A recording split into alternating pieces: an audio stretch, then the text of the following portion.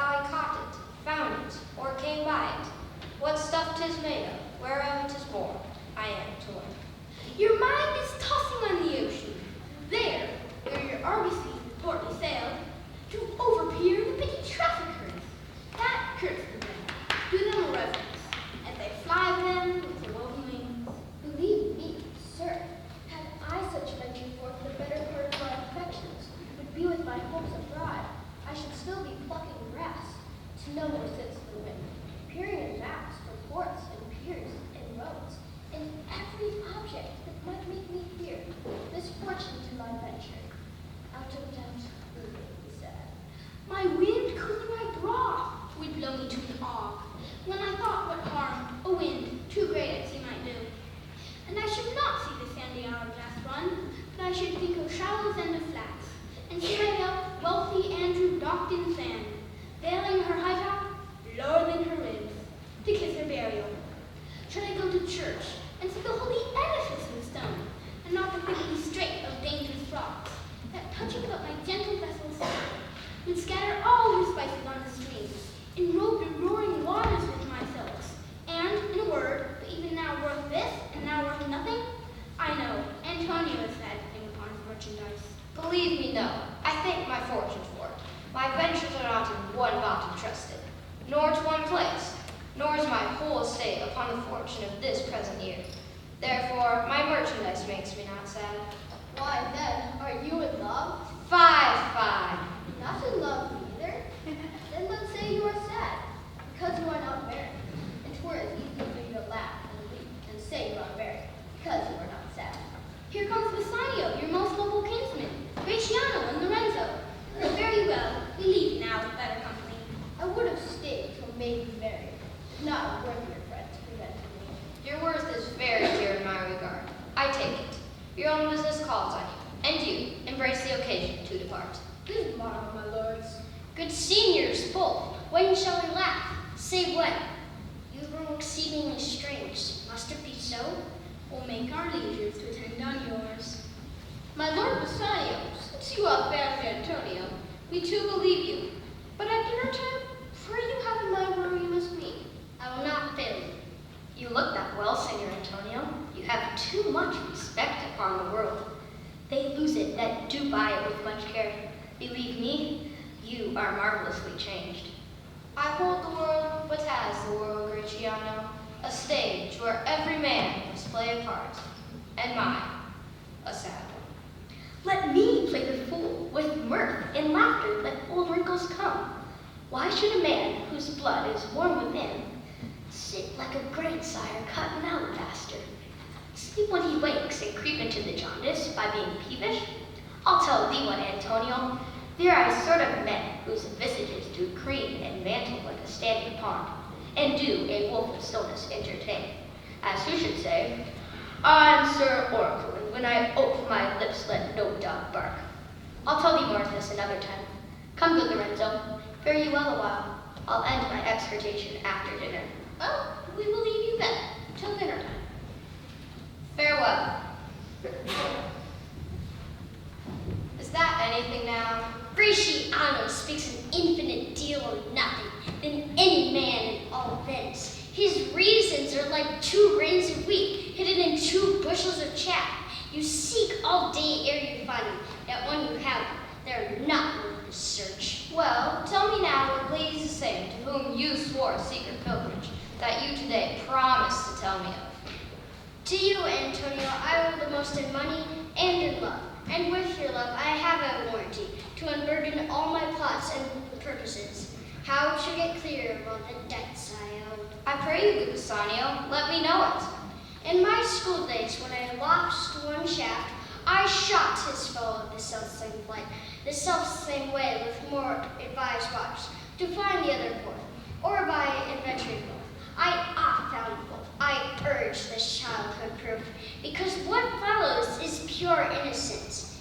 If you please to, I owe you much, and like it will for you, what I owe is lost.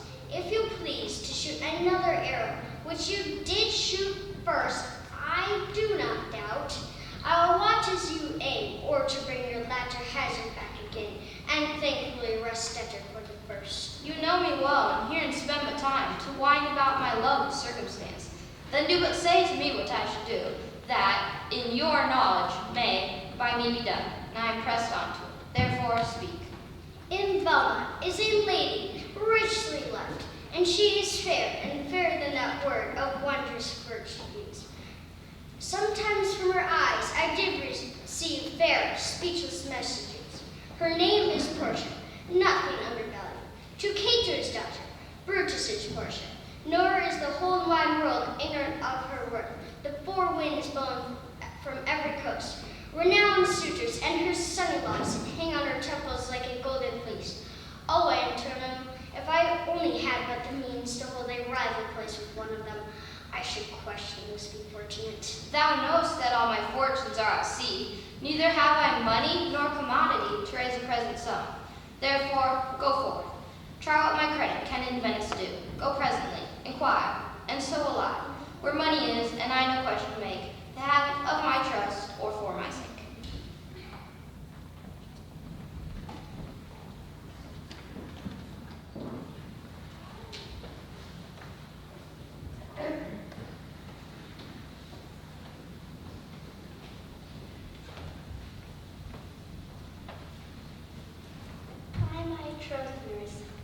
By my troth, Marissa, my little body is aweary of this great world. You would be, sweet madam, if your miseries were the same abundance as your good fortunes are. Good sentences and well pronounced. It will be better if well followed. If to do were as easy as to know what were good to do, chapels have been churches and poor men's cottages, princes' palaces. It is a good divine that follows his own instructions. I can easier teach 20 what were good to be done than be one of the 20 that follow mine own teaching. But this reason is not in the fashion to choose me a husband. Oh me, the word choose. I may neither choose whom I would, nor refuse whom I dislike. So is the will of a living daughter, curbed by the will of her dead father. Is it not hard, Marissa, that I may not choose one, nor refuse none? Your father was ever virtuous, and holy men at their deaths have good inspirations. Therefore the library that he is devised in the three chests of gold, silver, and lead, whereof who chooses this meaning chooses you will no doubt never be chosen by any rightly, but by one who should rightly love. But what worth is there in your affection towards any of these princely suitors that are already come? I pray thee, overname them, and as thou namest them, I will describe them, and according to my description, level out my affection. First, there's the Neapolitan prince. Aye, that's a colt indeed, for he doth nothing but talk of his horse, and he makes it a great appropriation to his own good part, that he can shoe him himself. Then, there's the County Palatine. He doth nothing but frown, as who should say, if you will not have me, choose. He hears merry tales and smiles not. I had rather been married to a death's head, with a bone in its mouth than to either of these. God defend me from these two. How say you to the French lord, Monsieur Le Bon? God made him, and therefore let him pass for a man. What say you to Falconbridge, the young Baron of England? You know, I say nothing to him, for he understands me not, nor I him. He hath neither Latin, French, nor Italian.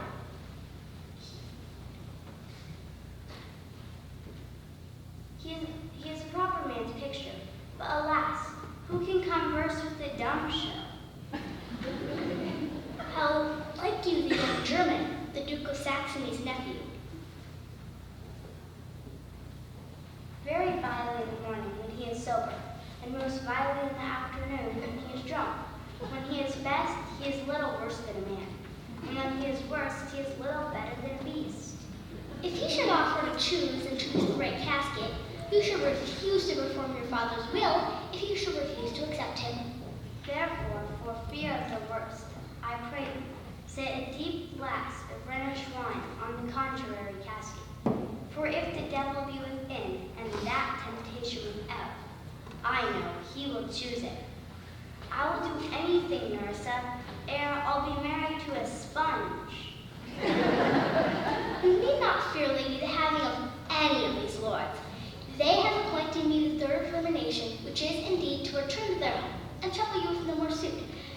may be won by some other means than your father's imposition, depending on caskets.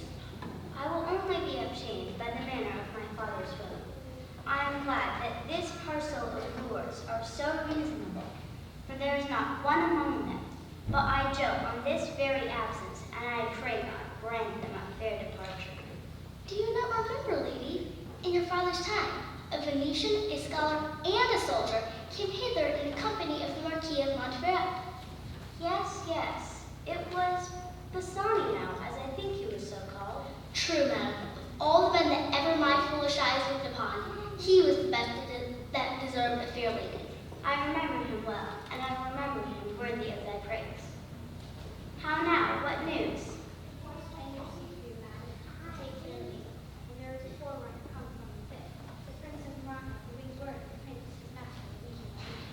If I could bid the fifth welcome with so good a heart as I can bid the other four farewell, I should be glad of his approach.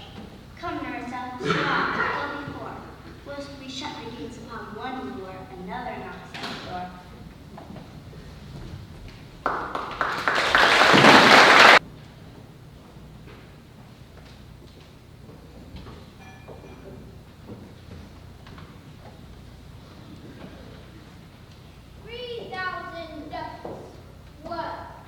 I served for 3 months, for which, as I told you, Antonio shall be bound. Will you send me? Will you pleasure me? Shall I know your answer? 3,000 ducats for 3 months, and Antonio back. Your answer to that? Antonio is a good man. Have you heard any imputation on the contrary? Oh, no. My meaning in saying he is a good man is for you to understand that he is sufficient.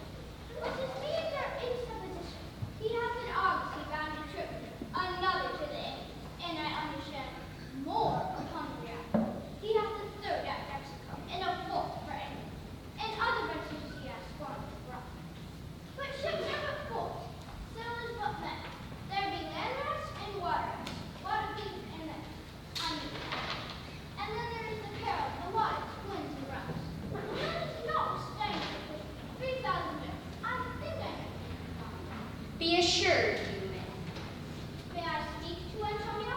If it please you to dine with us. Yes, to smell the poor, to eat of the habitation which your prophet denied the right to drew the devil into. I will buy you sell the prophet of God, and so forth.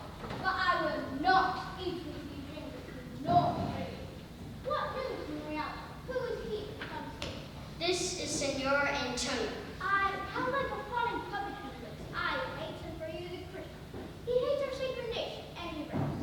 Even when merchants supposed to be mocking it on me, my daughters, and my well-won trade, which he calls interest. Shylock, do you hear? I'm debating against my present store by the near guess of my memory.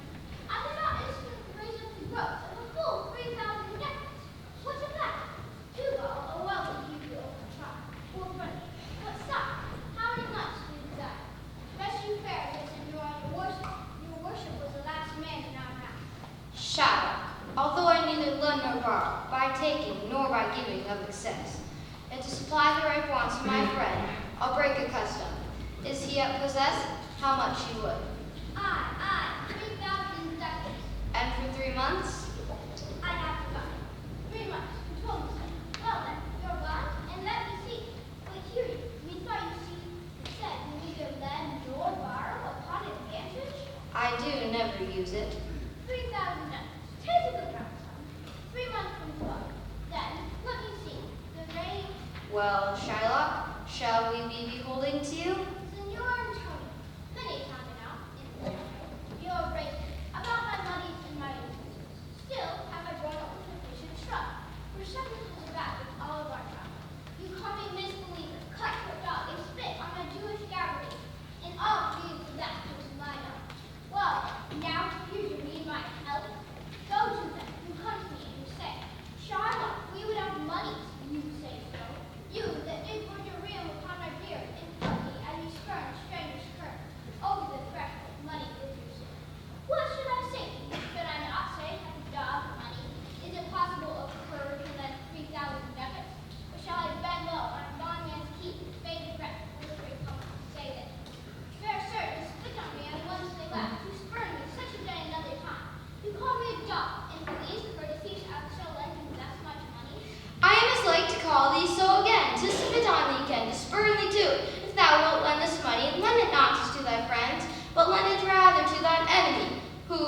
breaks, thou mayest with better face exact the penalty. Why, look you, how you storm. I would be friends with you and have your love. Forget the shames you have stained me with. Supply your present wants to take no doubt of useless from my money and no living now. This is kind I offer. This were kindness. Kindness I will show. Both we will know it, soon me there. Your single bond, and in a merry sport, if you repay me not on such a day, for such a place, such sum or sums are as are expressed in the tradition, let the forfeit be nominated for an equal pound of your fair flesh to be cut off and taken, to which what part of your body pleases.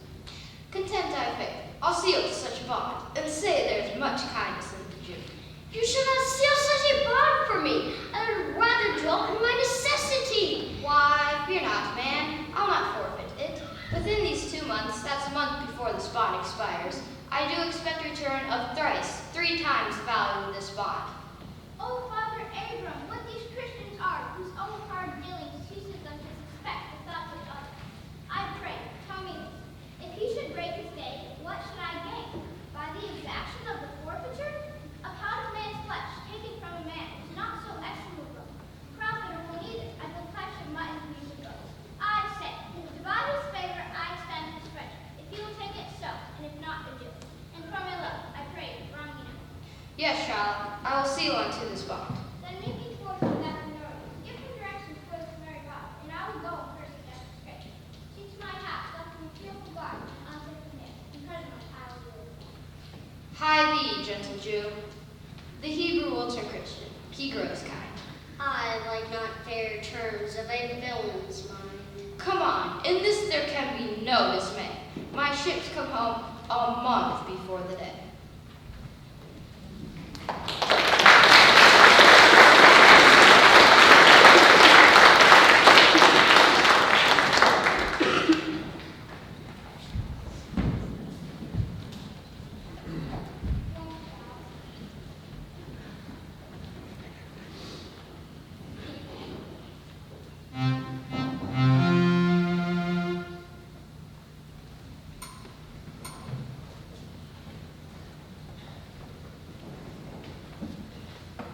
Mislike me not for my complexion.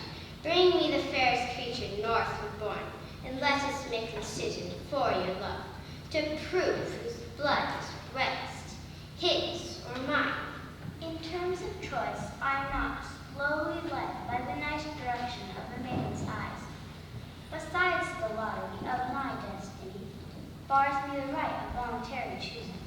But if my father had not scanted me, and hedged me by his wit to yield myself, his wife who wins me, by that means I told you yourself, you know, prince, and stood as fair as any comer I had looked on yet for my affection. Even for that, I thank you. I thank you. Therefore, I pray you, lead me to the caskets to try my fortune. You must take your chance, and either not attempt to choose at all, or swear before you choose, if you choose wrong, never to speak to a lady afterward in way of marriage. Therefore, be advised. Nor will not. Come, bring me into my chance. First, forward to the temple, and after dinner your hazard shall be made. Good fortune, then, to make me blessed or cursed among men.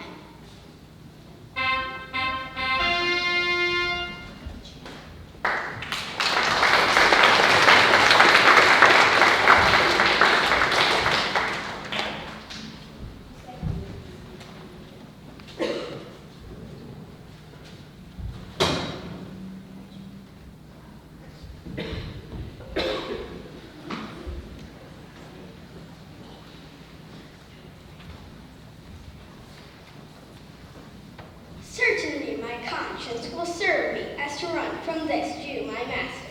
The fiend is at mine elbow and tempts me, saying, Gobble, Launcelot, gobble, good Launcelot, or good gobble, or good Launcelot, gobble. Use thy legs, take the start, run away. But my conscience says, no. Take heed, honest Launcelot, take heed, honest gobble, or, as aforesaid, honest Launcelot, gobble. Do not run, scorn running with thy heels. Well, a most courageous fiend bids me pack. Via, says the fiend. Away, says the fiend. For of brave mind, said the fiend, and run. Well, my conscience, hanging about the neck of my heart, says very wisely to me, my honest friend Launcelot, being an honest man's son. Well, my conscience says, Launcelot, budge not. Budge, says the fiend. Budge not, says my conscience. Conscience, I say, you counsel well. Fiend, I say, you counsel well. To be ruled by my conscience, I should stay with the Jew, my master, who, God bless the mark, is a kind of devil. But to run away from the Jew, I should be ruled by the fiend, who, saving your reverence, is the devil himself. Certainly the Jew is the very devil incarnate, and in my conscience is but a kind of hard conscience, to offer counsel to me to stay with the Jew. The fiend gives me the more friendly counsel. I'll run, fiend, my heels are at your command. I'll run. Master, young man you, I pray, which is the way to the master Jews? Oh heavens, this is my true begotten Father, who, being more than sand blind, high gravel blind, knows me not. I'll try confusions with him. Master, young gentleman, I pray, which is the way to the master Jews? Turn up on your right hand at the next turning, but at the next turning of all, on your left, Mary, at the very next turning, turn with no hand, but turn down indirectly to the Jew's house. 'Twill be a hard way to him, but can you tell me whether one Lancelot that dwells with him or no? Talk you, young master Launcelot, mark me now, now I'll raise the waters.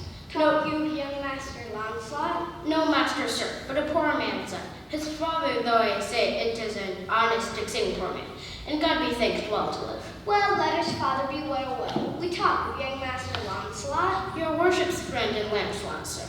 But I pray you, ere gold man, or go, I beseech you, talk of young master Launcelot. Your worship's friend and Lancelot, and to please your mastership.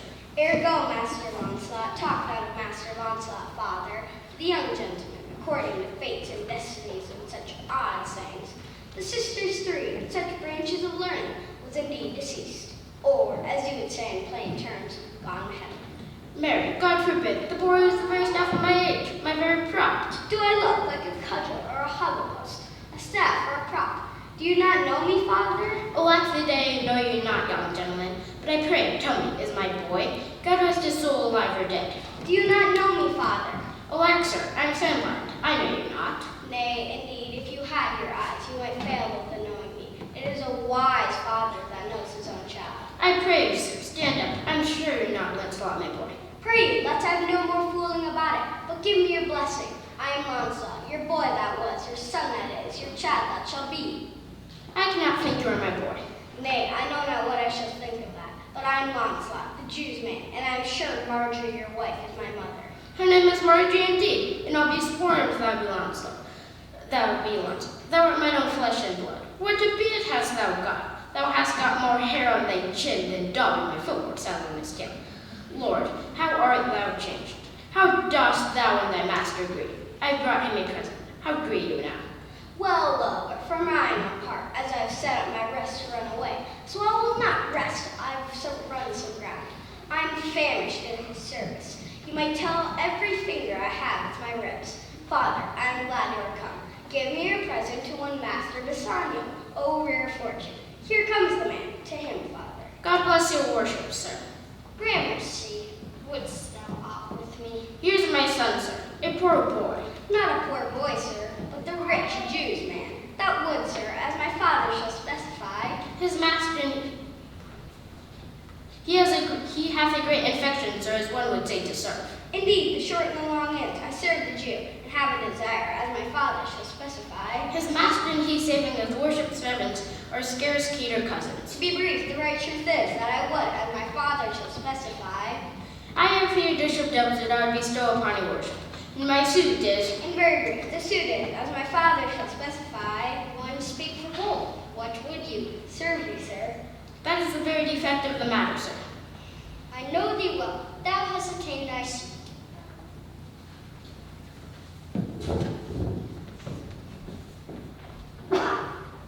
Signor Bassanio! Gratiano, I have a suit to you. thou hast obtained it. You must not be by me. I must go with you to government. Why, then you must. But hear thee, Gratiano. Thou art too wild, too rude, and bold in voice. Signor Bassanio, hear me. I shall put on a sober habit. Well, we see your family, but fare thee well. I have some business. And I must to Lorenzo and the rest, but we will visit you at supper time.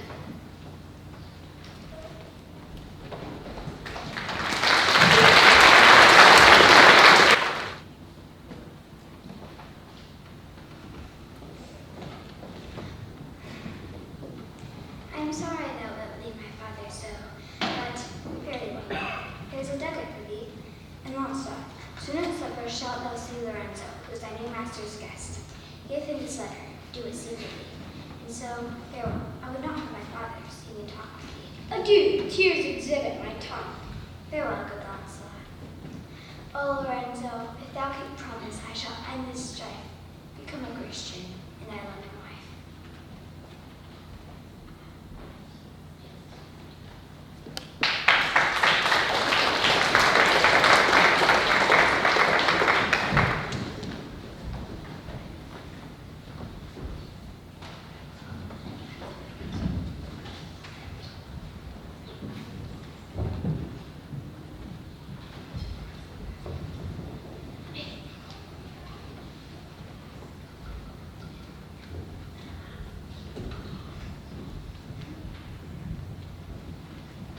Nay, we will sneak away at supper time, disguise us at my lodging, and return all in 1 hour. We have not made good preparation. We have not booked a set of torchbearers. It is but 4 o'clock. We have 2 hours to burn ourselves. Now, Launcelot, what's the news? And it shall please you to read this, and it shall seem to signify. I know the hand of faith is a fair hand. Love news and faith.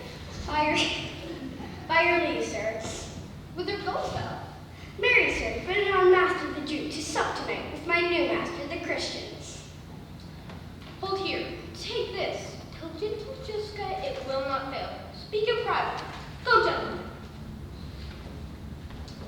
Are you prepared for this masking tonight? I am provided with a torchbearer. I, Mary, will be gone about it straight, and so will I. Was not that letter from fair Jessica? I must needs tell thee. She hath directed me how I shall take her from her father's house.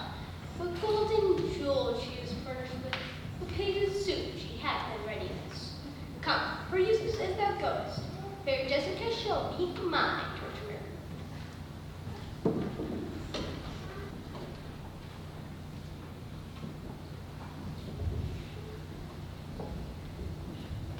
Well, thou shalt see, thine eye shall be thy judge. The difference from old Shylock and Bassanio. What, Jessica? Thou shalt not gormandize as thou hast done with me. What, Jessica? And sleep and snore and rend apparel out. Why, Jessica, I say? Why, Jessica? Who bid thee call? I do not bid thee call. Your worship was wont to tell me that I could do nothing without bidding. Call you, what is your will? I am bid forth to supper, Jessica. There are my keys. But wherefore shall I go? I am not bid forth for luck. They flatter me. Jessica, my girl, look to my house. I'll go before us, sir. What says that fool of Haver's offspring, huh? His words were farewell, mistress, nothing else. The past is kind enough, but a huge feeder. Well, Jessica, go in. Do as I bid thee. Shut the doors after thee. Fast find, fast find. A proverb never stale, thrifty mind. Farewell. And if my fortune be not crossed, I have a father, you, a daughter lost.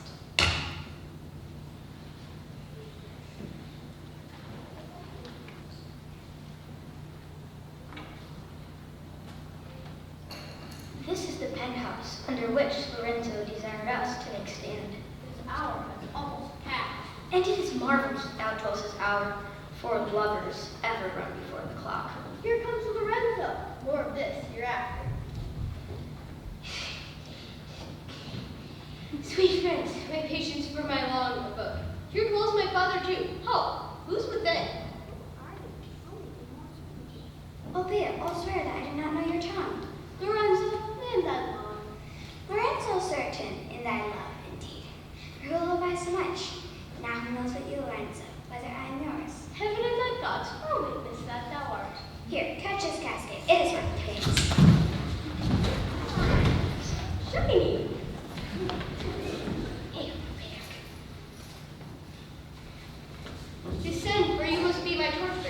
we are stayed for at Bassanio's feast. I'll make fast the doors and give myself some more decades and be with you straight. Now, by my hood, a Gentile and no Jew. Beshrew me, could I look her heartily? What? Art thou come? On, gentlemen, away. Our masking mates by this time for us stay.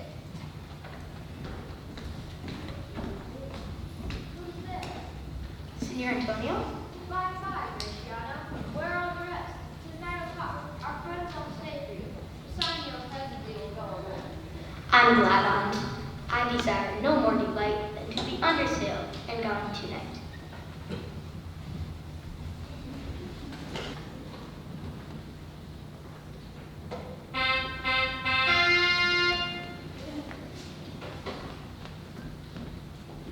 Go, draw aside the curtains and discover the several caskets to this deliverance. Now, make your choice. The first of gold who this inscription bears. Who chooseth me shall gain what many men desire. The second, silver, who this promise carries. Who chooseth me shall get as much as he deserves. This third, dull, lead, with wording all blunt. Who chooseth me must give and hazard all he hath. How shall I know I do choose the right? But one of them contains my picture, Prince. If you choose that, then I am yours withal. Some God direct my judgment. Let me see. I will survey the inscriptions back again. What says this leaden casket? Who chooseth me must give and hazard all he hath. Must give for what? For let. Must give for luck. For what? Must hazard. Hazard for lead? This casket threatens. Men that have it all, do it and hope for fair advantages. I'll then nor give nor hazard aught for lead. What says is silver, with her virgin hue? Who chooseth me shall get as much as he deserves. As much as he deserves. Pause, Sir Marco, and weigh thy value with even hand. As much as I deserve. Why, that's the lady. I do and both deserve her, and her fortunes, but more than these in love I do deserve.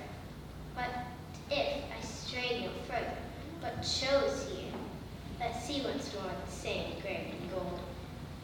Who chooseth me shall gain what many men desire. Why, that's the lady. All the world desires her. One of these three contains her heavenly picture. Deliver me the key. Here do I choose, and thrive I as I may. There, take it, Prince, and if my throne lie there, then I am yours.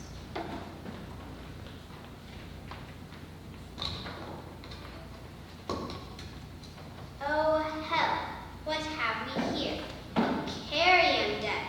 With her news empty eye, there is a written scroll.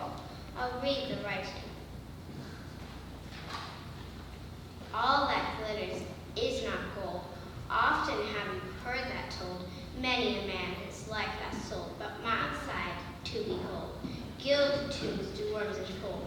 Had you been as wise as gold, young limbs in judgment told. Your answer had not been as gold. Very well, your suit is cold. Cold indeed, and labor lost. Then farewell heat and welcome frost. Portia, adieu. I've too grieved a heart to take a tedious leave. Thus losers part. But gentle riddance, draw the curtain, go. But all his pretension choose me so.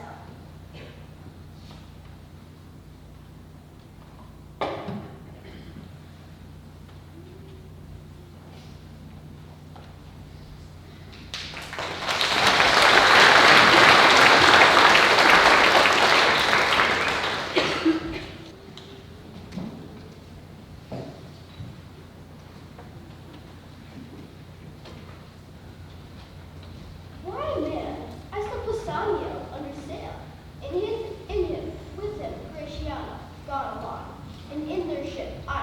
Sure, Lorenzo is not.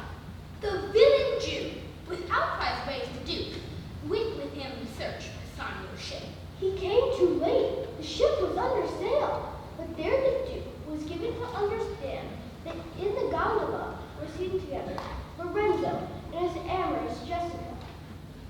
I never heard a passion so confused, so strange, outrageous, and so variable, as the dog Jew did utter in the streets. My daughter! Oh my ducats! Oh my daughter! Fled with Christian! Oh my Christian ducats! Justice! Law! My ducats and my daughter! Why, all the boys in Venice followed crying, his stones, his daughter, his ducats. Let good Antonio look he keep his day, or he shall pay for this. Very well remembered. I pray thee, let us go and find them out, and quicken his embrace happiness, with some like or other. Do be so.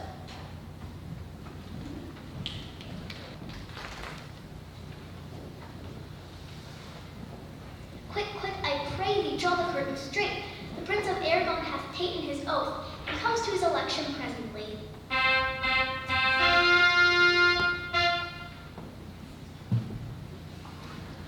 Behold, there stand the caskets, noble prince. If you choose that wherein I am contained, straight shall your natural rights be solemnized. But if you fail, without more speech, my lord, you must be gone from hence immediately. I am joined by my oath to observe 3 things. First, never to insult anyone which casket was I choose. Next, if I fail at the right casket, never in my life to woo the maiden in marriage. Lastly, if I do fail a fortune of my choice, immediately I'll leave you gone. To these injunctions everyone doth swear, that comes to hazard for my worthless self. And so adjustment, fortune now, my heart's home. Gold, silver, and bracelet. Who chooseth thee must give and hazard all he hath. You shall look fair if I give or hazard. What does the gold chest say? Ah, let me see. Who chooseth me shall gain what many men desire. What many men desire? What many may be made by the fool's multitude that choose by show, not letting more than on I doth teach. I will not choose what many men desire, as I will not jump with common spirits and rank the barbarous multitudes. Why then to thee, Sylvan, treasure house, tell me once more what title thou knowest there? Who chooseth me shall get as much as he deserves. And well said too, for who shall go to cozen fortune and be honorable without the stamp of merit? And let none presume undeserved dignity. I'll assume this deserve. Give me the key for this, and instantly I'll mark my fortunes that lie here. Too long a pause for that which you find there. What's here? The portrait of a blinking idiot presents me a schedule. I will read it. How unlike art to thou, Portia? How unlike my hopes and my deservings? Who chooseth me shall get as much as he deserves. I did deserve no more than a fool's head. That is my prize. My deservings are no better. To offend the judge are distinct offices and opposed natures. What's here? The fire 7 times tried this, 7 times tried that judges, that to never choose amiss. Some dare be that shadow's kiss, such have but a shadow's bliss. There be a fool alive, I wis, silved o'er, and so was this. Take that wife you will to bed, I will never be your head. So we go, yours sped. Still more shall a fool appear here by the time I linger here, with one fool said I came to woo. But I'll go away with 2. Sweet adieu, I'll keep my oath, presently bear my woe. Thus hath the candle singed them off. Oh, these deliberate fools, who When they do choose, they have to use them by their wit to lose. The ancient saying is no heresy. Hanging lightning goes by destiny. Come, draw the curtain, Nerissa. Where is my lady? Here, what would my lord? Madam, there is a lighted at your gate, a young Venetian, one that comes before to signify the approaching of his lord, from whom he bringeth sensible regrets, to wit, besides commends and courteous breath. Gifts of rich value, yet dare not seem so lightly an ambassador of love. A day in April never came so sweet, to show how costly summer is at hand, as this forespur comes before his lord. No more, I pray thee, for I long to see quick Cupid's post that comes randomly. The sally of Lord Love, if thy will it be.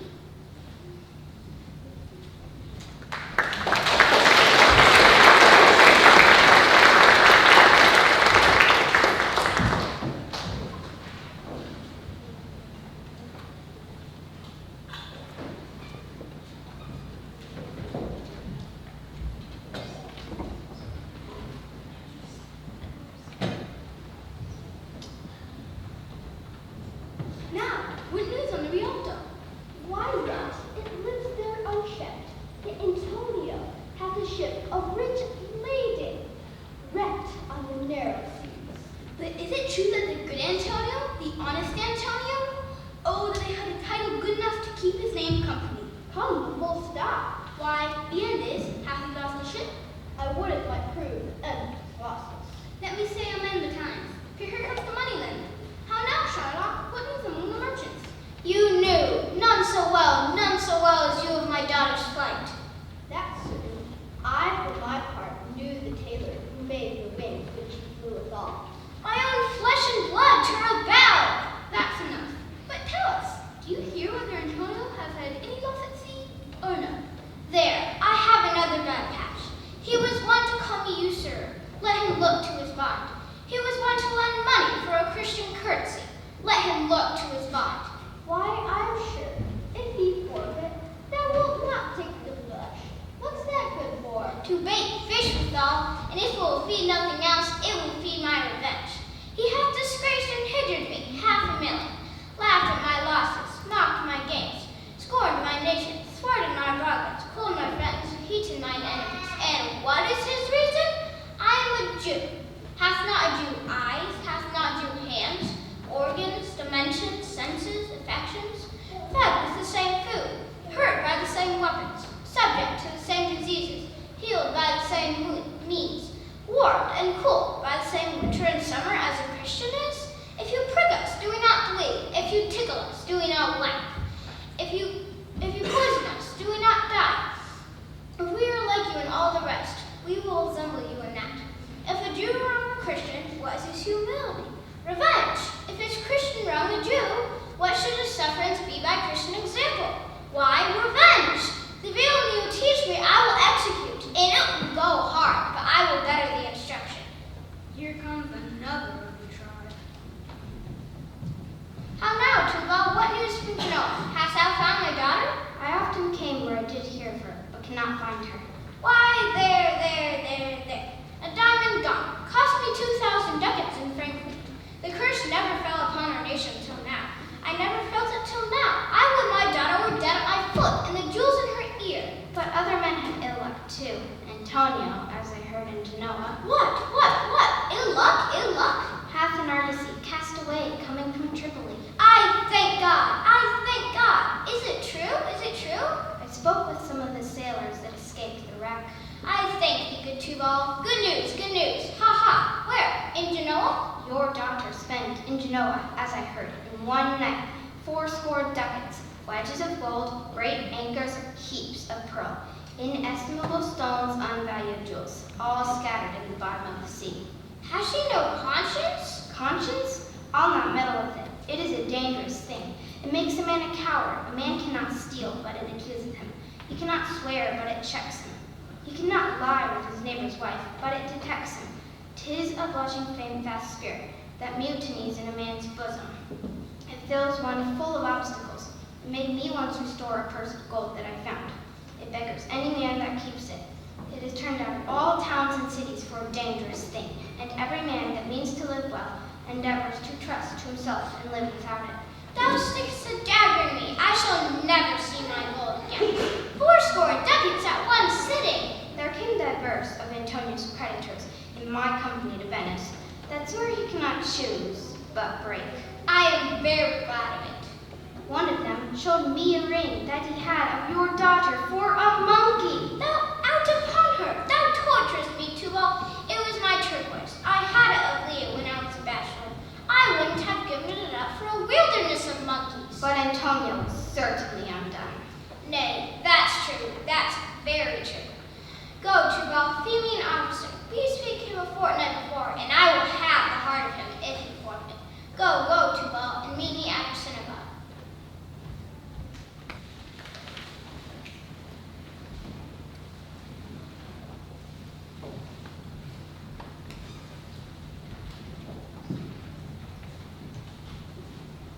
I pray you, tarry, pause a day or two, before you hazard, for in choosing wrong, I lose your company. Let me choose, for as I am, I live upon the rack. Away then, I am locked in one of them. If you do love me, you will find me out. Nerissa and the rest stand aloof. Let music sound when he does make his choice. Then, if he lose, he makes a swan-like end, fading in music.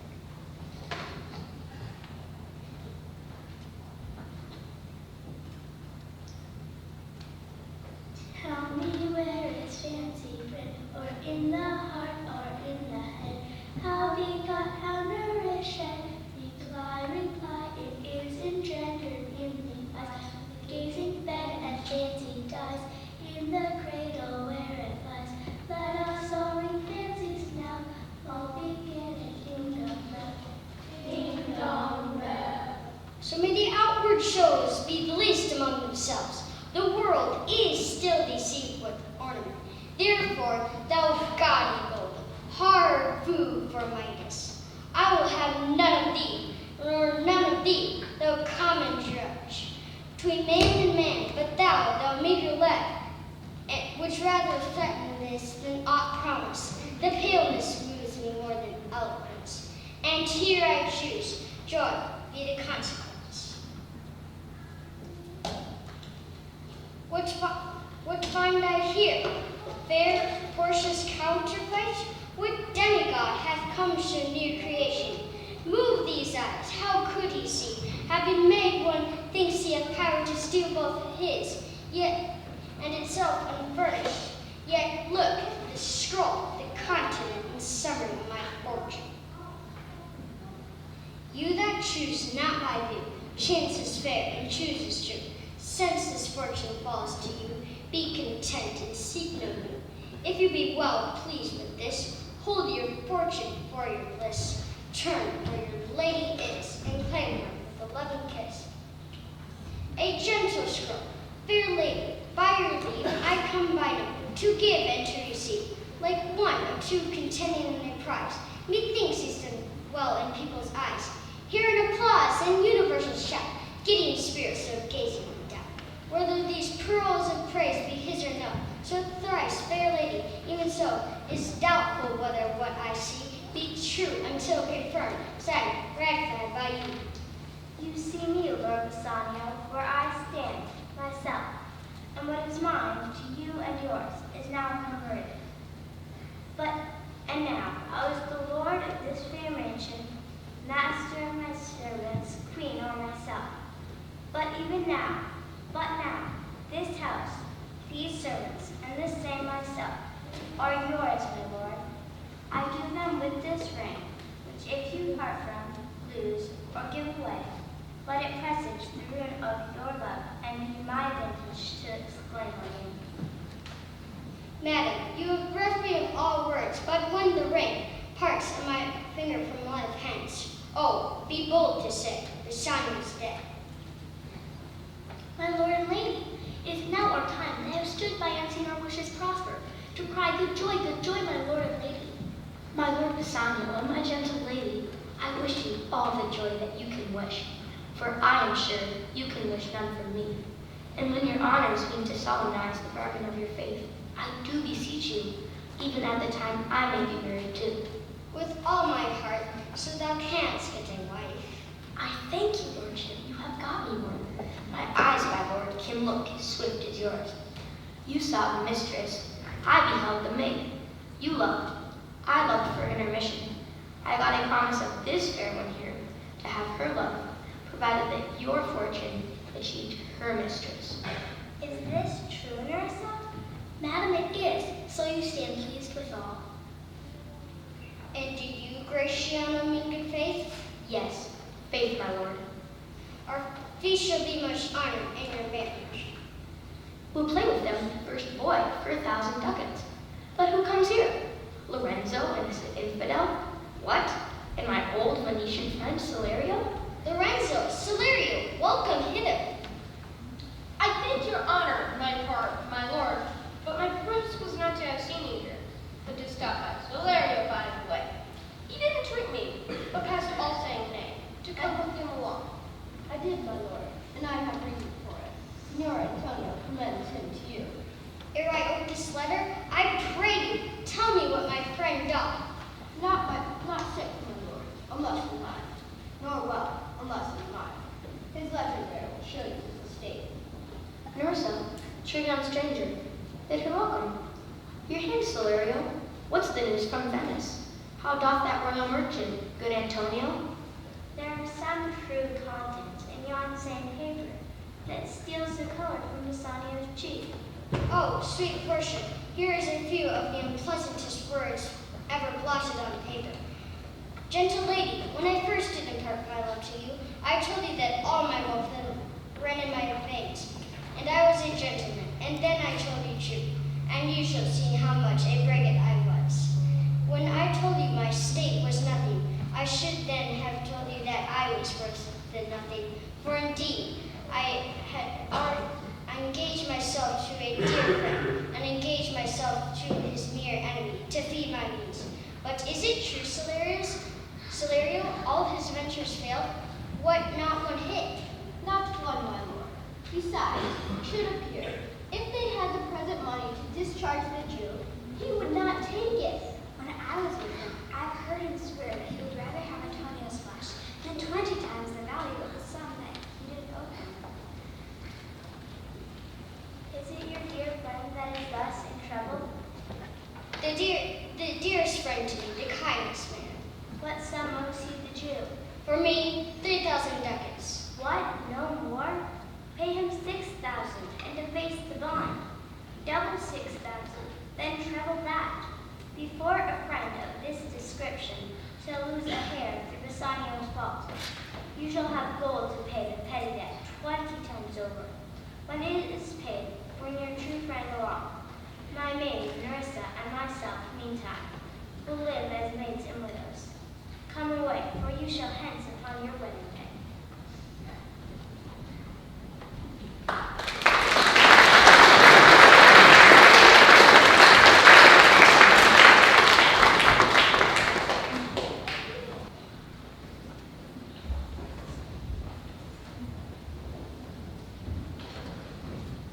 I'll have my bond. Speak not against my bond. I have sworn an oath that I will have my bond. Hear me yet, good Shylock. Thou callest me a dog before thou hast a cause.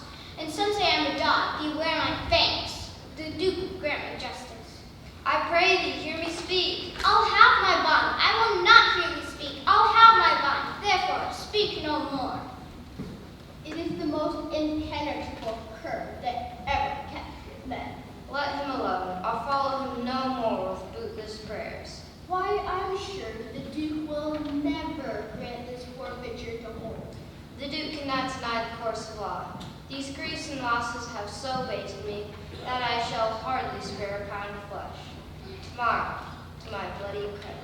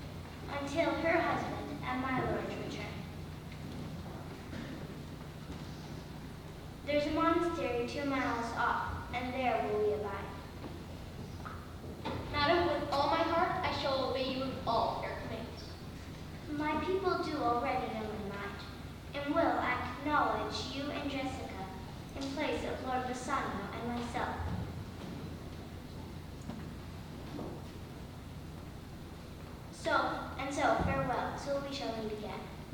Fair thoughts and happy hours attend on you. I wish your ladyship all hearts content. I thank you for your wish, and am well pleased to wish it back on you. Fare you well, Jessica. Now, Balthazar, as I have ever found the honest true, so let me find thee still. Take this same letter, and speed to Padua. See thou render this into my cousin's hand, Dr. Bellari, and look what notes and garments he doth give me. Bring them, I pray thee. Waste no time in words, but get thee gone. I shall be there before thee. Madam, I go with all convenient speed. Come on, nurse, up. I have work in hand that you yet know not of. We'll see our husbands before they think of us. Shall they see us? They shall, nurse, up. I'll hold thee any wager, when we are both accoutred like young men. I'll prove the prettier fellow of the two. Why, shall we turn to men? We shall, nurse, up. I'll tell thee all my whole device when I am in my coach, which stays for us at the park gate. Come away, for we must measure 20 miles today.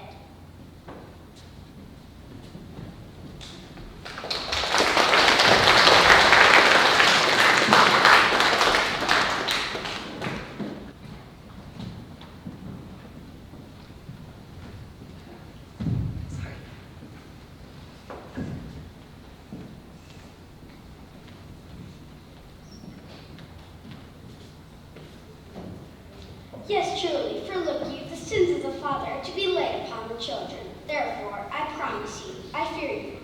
I shall be saved by my husband. He hath made me a Christian. Truly, the more to blame ye. You were Christians enough before. This making Christians will raise the price of pots. If we grow all to be pork eaters, the cost of bacon will undo us all. I'll tell my husband what you say, Lancelot. Here he comes.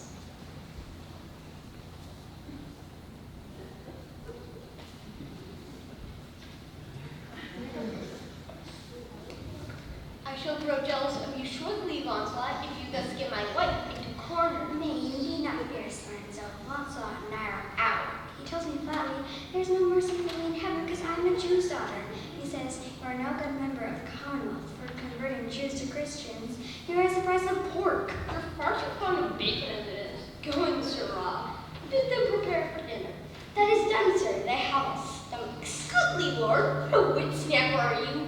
Then bid them prepare for dinner. I go, one dinner per stomach, and I'll take two. Now, good sweet, say thy opinion. How dost thou like the Lord Bassanio's wife? Past all expressing, it is very meet the Lord Bassanio live an upright life. For, having such a blessing in his lady, he finds the joys of heaven here on earth.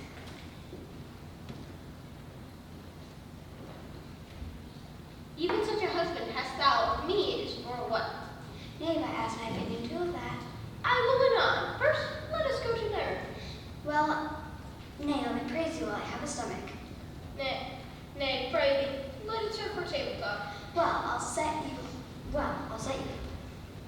Lord? No.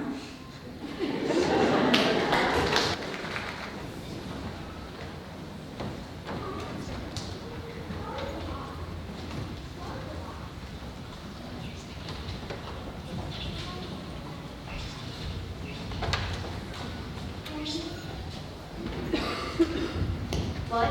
Is Antonio here? Ready, so please your grace. I am sorry for thee.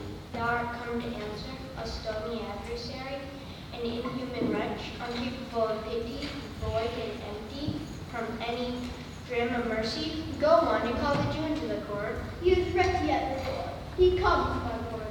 Make room. Stand before our face. Shylock, the world thinks, and I think so too, that thou shalt lead this fashion of thy mouse. To the last thou vowest, and then to the end. Thou shalt have mercy and remorse more strange. That is thy strange apparent cruelty, and where thou now exactest the penalty, which is a pound of this poor merchant's flesh. Thou wilt not only lose the forfeiture, but be touched with human gentleness and love.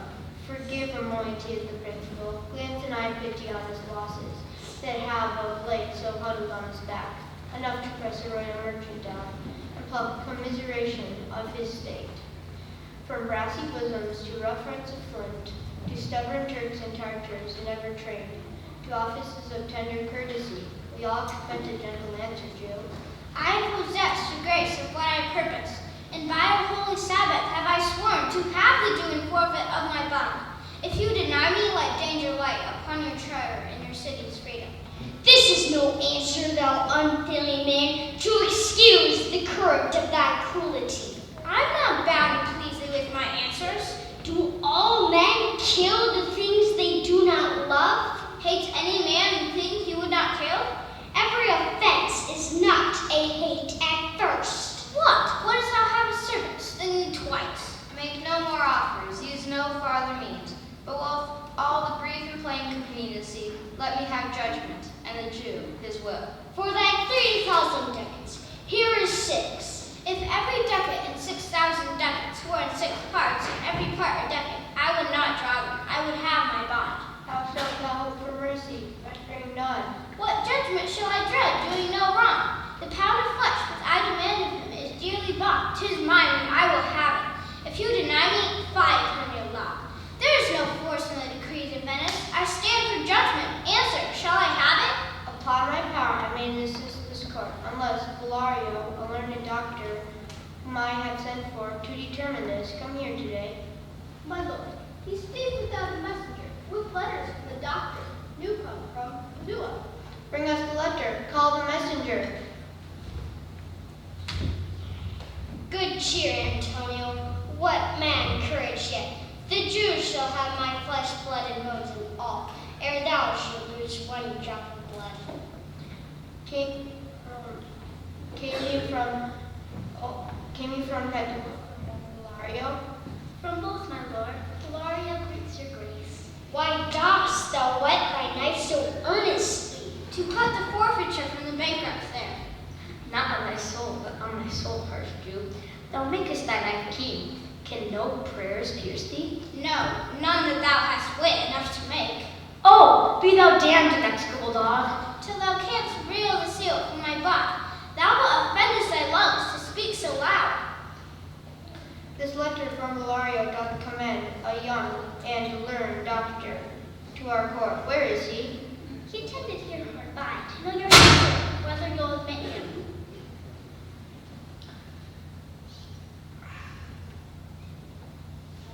With all my heart, some 3 or 4 of you, go, give a priest's conduct to this place. Meantime, the court shall hear Bellario's letter. Your grace shall understand that after receipt of your letter, I am very sick, but I have acquainted a young and learned doctor of Rome, whose name is Balthazar, with causing controversy between the Jew and Antonio the merchant. We turned o'er many books together. He is furnished with my opinion, which betters with his own learning. With him comes to fill up your grace's great request. I beseech you, let his lack of years be no impediment, for let him lack a reverent estimation. For I've never known so young a body with so old a head. I leave him to your gracious acceptance, which betters with his own. I leave him to your gracious acceptance, whose trial shall better publish his commendation. You hear the learned Bellario what he writes, and here I take it. Is the doctor coming? Came you from Bellario? I do, my lord. Take your place. Are you acquainted with the difference that holds present question in the court? I am informed thoroughly of the case. Come, which is the merchant here, and which is the Jew? Antonio and old Shylock both stand forth. Is your name Shylock? Shylock is my name. Of a strange nature is the suit you follow, yet in such a rule that the Venetian law cannot impugn you as you do proceed. You stand within danger, do you not? So he says. Do you confess the bond? I do. Then must the Jew be merciful. And what compulsion must I? Tell me that. The quality of mercy is not strained. It droppeth as the gentle rain from heaven upon the place beneath. It is twice blessed. It blesses him that gives and him that takes. 'Tis mightiest in the mightiest. It becomes his throne monarch better than his crown. His scepter shows the force of temporal power, the attribute to awe and majesty, wherein doth sit the dread and fear of kings. But mercy is above the sceptred sway.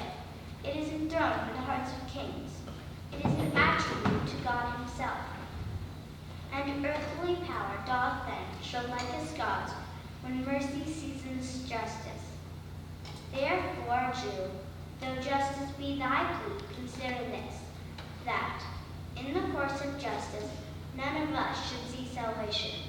We do pray for mercy, and that same prayer doth teach us all to render the deeds of mercy. I have spoke thus much to mitigate the justice of thy plea, which if thou follow the strict court of Venice, must needs give sentence against the merchant there. My deeds upon my head, I crave the law, the penalty and forfeit of my bond. Is he not able to discharge the money? Yes, here I tender it for him in the court. Yea, twice the sum. For if that will not suffice, I will be bound to pay 10 times over. And I beseech you, rinse once to the law, to your authority, to do a great right, do a little wrong, and to curb this cruel devil of his will. It must not be. There is no power in Venice can alter a decree established. 'Twill be recorded for a precedent, and many an heir by the same example will rush into the state. It cannot be. A Daniel, yea, a Daniel, O wise young judge, how I do honor thee. I pray you, let me look upon the bond. Here 'tis, most reverend doctor, here 'tis. Shylock, there is thrice the money offered thee. An oath, I have an oath in heaven. Shall I lay perjury upon my soul? No, not for Venice. Why, this bond is forfeit, and lawfully by this Jew may claim a pound of flesh to be by him cut off, nearest the merchant's heart. Be merciful, take thrice the money, bid me tear the bond. When it is paid according to the tenor, it doth appear you are a worthy judge. You know the law, your expression hath been most sound. I charge you by the law, proceed to judgment. Most heartily I do beseech the court to give the judgment. Why then, thus it is, you must prepare your bosom for his night. Most noble judge, O excellent young man. Therefore, lay bare your bosom. I, his breast, so it says in the bond. Doth it not, noble judge? Nearest his heart, those are the very words. It is so. Are there balance here to weigh the flesh? I have them ready. Have by some surgeon, Shylock, on your charge to stop his wounds, lest he do bleed to death. Is it so nominated in the bond? It is not so expressed. But what of that? For good you do so much for charity. I cannot find it. 'Tis not in the bond. You, merchant, have anything to say? But little. I am armed and well prepared. Give me your hand, Bassanio. Grieve not that I am fallen to this for you. Commend me to your honorable wife. Tell her the process of Antonio's end. Say how I love you. Speak me fair in death. And when the tale is told, bid her be judged, whether Bassanio had not once a friend. Antonio, I am married to a wife, which is as dear as life itself. But life itself, my wife, and all the world are not with me esteemed above thy life. I would lose it all. I sacrifice them all here to this devil to deliver you. Your wife will give you little thanks for that if she were by to hear you make the offer. I have a wife whom, I protest, I love. I would she were in heaven so she could entreat some power to change this accursed Jew. 'Tis well you offer it behind her back, which will make else an unquiet house. These be the Christian husbands? A pound of that same merchant's flesh is thine. The law allows it, and the court awards it. Most rightful judge. And you must cut this flesh from off his breast. The law allows it, and the court awards it. Most learned judge, sentence, come, prepare.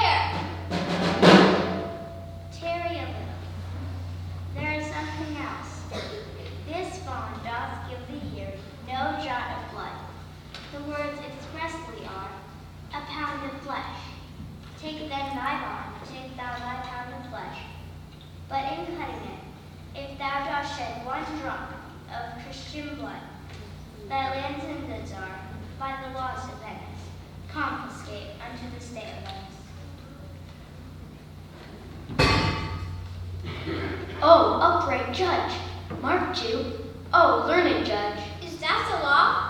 Thyself shalt see the act, for as thou urgest justice, be assured thou shalt have justice, more than thou desirest. Oh, learned judge, marked you. A learned judge. I take this offer then. Pay the bond thrice and let the Christian go. Here is the money. Soft, the Jew shall have all justice. Soft, no haste. He shall have nothing but the penalty. Oh, Jew, an upright judge, a learned judge.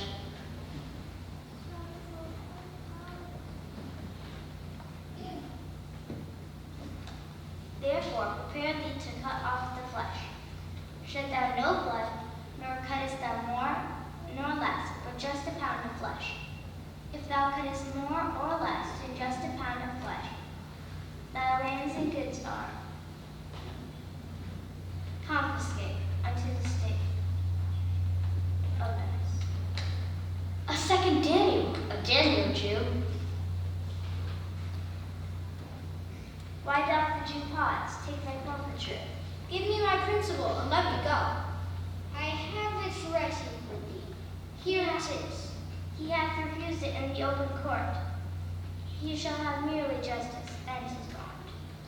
A Daniel, still say I.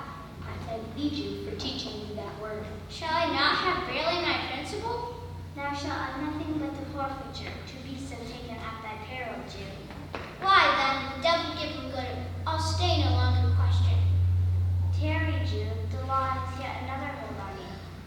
It is enacted in the laws of Venice, if it be proved against an alien, that by direct or indirect attempts he sees the life of any citizen, the part against which he doth contrive shall seize one half of his goods.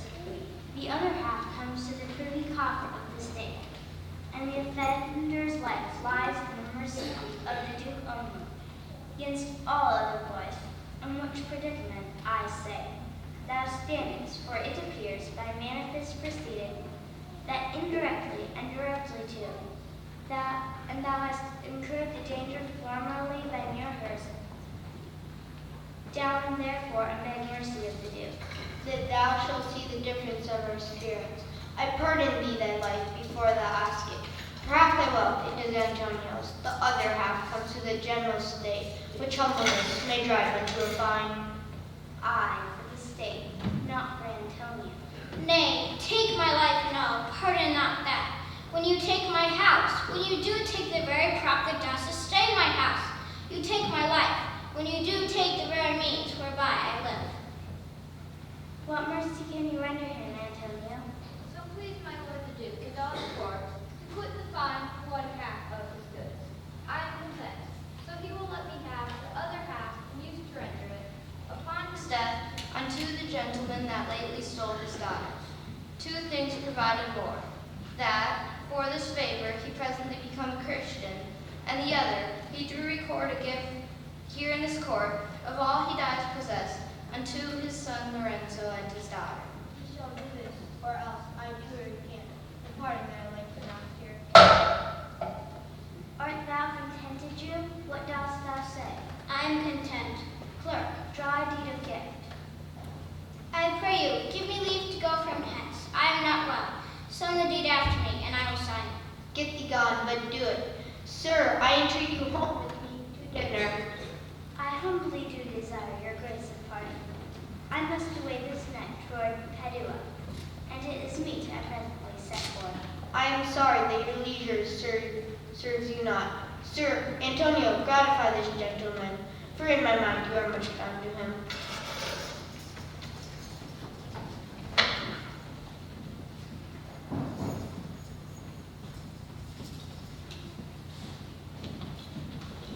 Most worthy gentlemen, I and my friend, by your wisdom, this day acquitted of previous penalties, in lieu whereof 3 + you unto the Jew. We freely cope your courteous pain with all, and stand indebted over and above in love and service to you evermore. He is well paid, that is, well satisfied. And I, delivering you, am satisfied, and therein do account myself well paid. I wish you well, and so I take my leave. Take some remembrance of us, as a tribute, not as a fee. You press me far, and therefore I'll yield. Give me your gloves, I'll wear them for your sake. And for your love, I'll take this ring. Do not drop back your hand, I'll take no more, and you in love shall not deny me this. This ring, good sir, alas, it is a trifle. I shall not shame myself to give you this. I'll have nothing else, but only this. There's more depends on this than the value. The dearest ring in Venice I will give you, and I will find it out by proclamation. But only for this, I pray you, pardon me.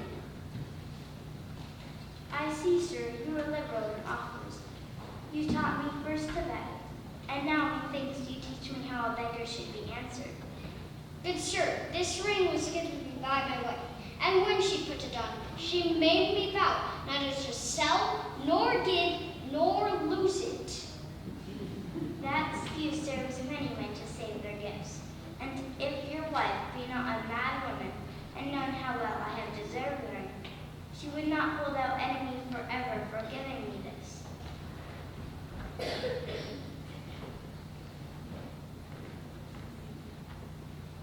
Well, peace be with you.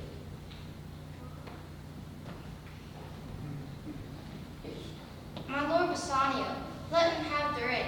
Let his deservings of my love withal be valued against your wife's commandment. Go, Gratiano, run and overtake him. Give him this ring, and if thou canst, go away unto Antonio's house. Away, make haste! Come, you and I will thither presently, and in the morning early we both shall fly toward Belmont. Come, Antonio.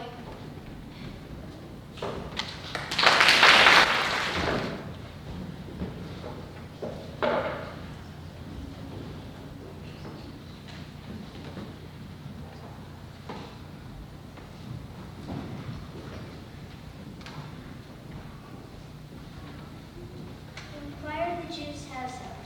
Give him this deed and let him sign it. Go away tonight and be a day before our husband's home. This deed will be well welcome to Lorenzo.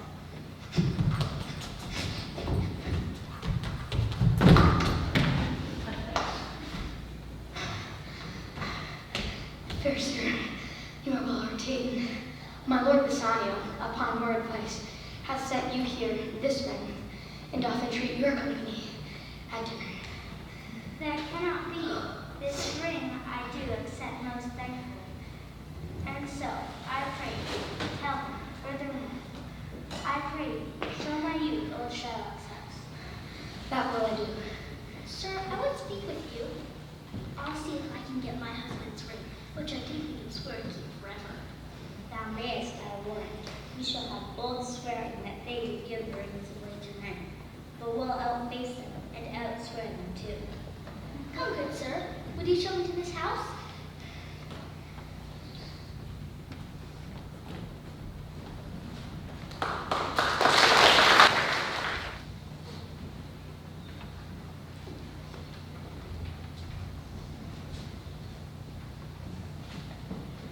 The moon shines bright in such a night like this, when the wind did gently kiss the trees, and did make no noise.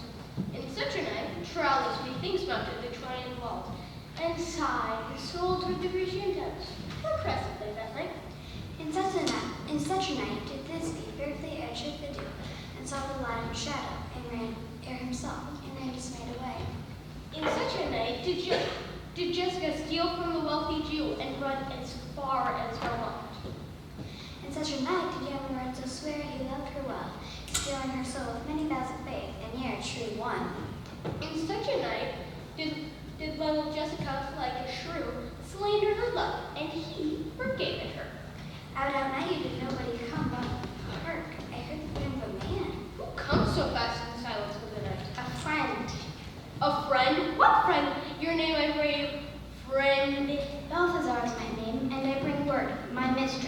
before the break of day, be here at Belmont. She does stray around by holy crosses, where she kneels and prays for happy wedlock hours. Who comes with her? None but a holy hermit and her maid. I pray you, is my master yet returned? He is not. But go in, Jessica, and let us ceremoniously prepare for dinner. Sola, sola, woha ho. Sola, sola. Who calls? Sola, did you see Master Lorenzo? Master Lorenzo. Sola, sola. The calling man here. Sola, where? Here. Tell him there's a post come from my master with his horn full of good news. My master will be here ere morning. Let us prepare for dinner.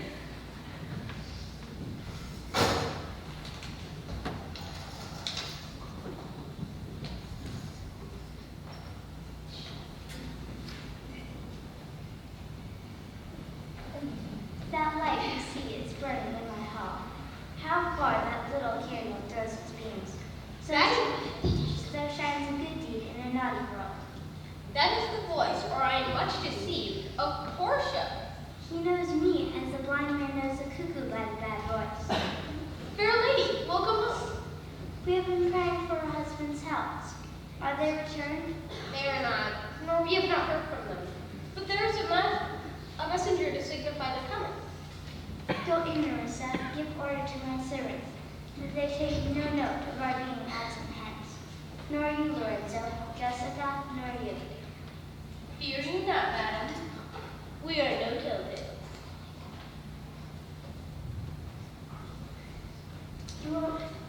Sir, you are welcome home. I thank you, ma'am. Give welcome to my friend. This is the man. This is Antonio, to whom I am infinitely bound. You should, in all sense, be much bound to him. No For, as I hear, he was much bound for you. No more than I'm well acquitted of.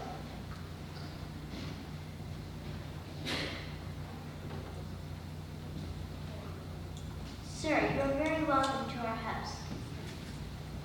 By yonder moon, I swear you do me wrong. In faith, I gave it to the judge's clerk.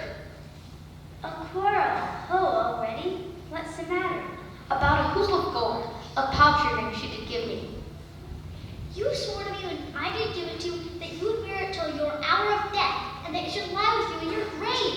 Gave it to a judge's clerk. No, God's my judge.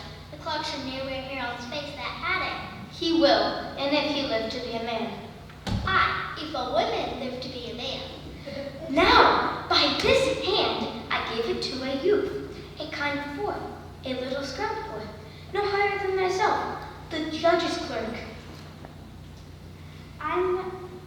You were to blame. I must be plain with you, to part so slightly with your wife's first gift. I gave my love a ring, and made him swear never to part with it. And here he stands. I dare be sworn for him, he would not leave it, nor pluck it from his finger, for the wealth that the world masters. Why, I were best to cut my left hand in off, and swear I lost the ring defending it. My lord Bassanio gave his ring away unto the judge that begged it, and indeed deserved it too.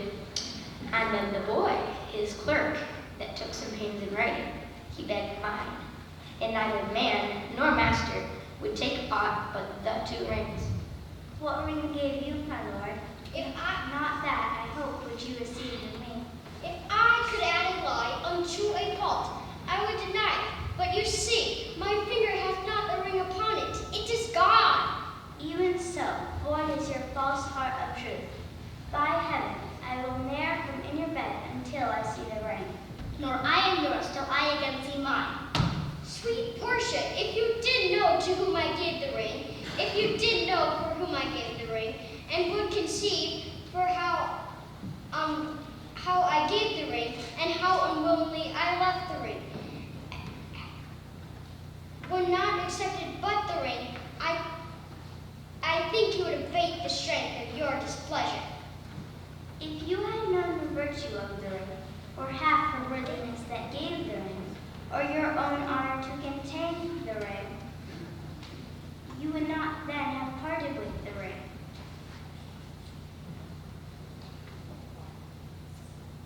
I'll die for it, but some woman had the ring. No, by my honor, madam, by my soul, no woman had the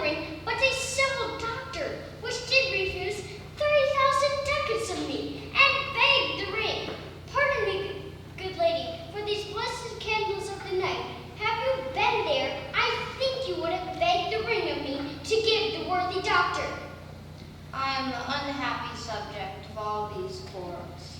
Sir, grieve you not. You are welcome notwithstanding. Nay, but hear me. I swear I will never break an oath with thee. I once did lend my body for his wealth, which, for him that had your husband's ring, had quite miscarried. I dare be bound again. My soul upon the forfeit, that your Lord will never more break faith advisedly. Then you shall be his surety. Give him this, and bid him keep it better than the other. Here, my Lord Bassanio, swear to keep this ring. By heaven! It is the same ring I gave the doctor. And this the ring I gave the clerk. You are all amazed. Learn then that Portia was the doctor, Nerissa here her clerk. Antonio, you are welcome, and I have better news in store for you than you expect. Unseal this letter soon. There you shall find 3 of your argosies are richly come to harbor suddenly. I am dumb. You were the doctor, and I knew you not. Were you the clerk? Are you the ones who are like speechless? Sweet lady, you have given me life and living, for here I read for certain that my ships are safely come to road.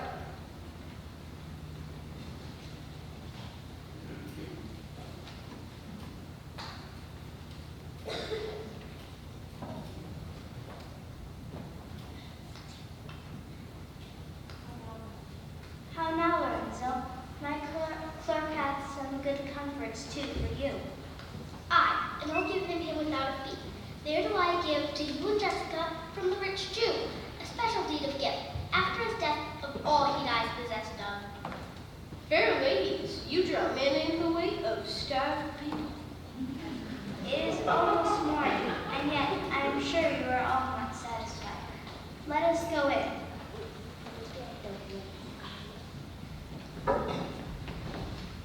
Let it be so.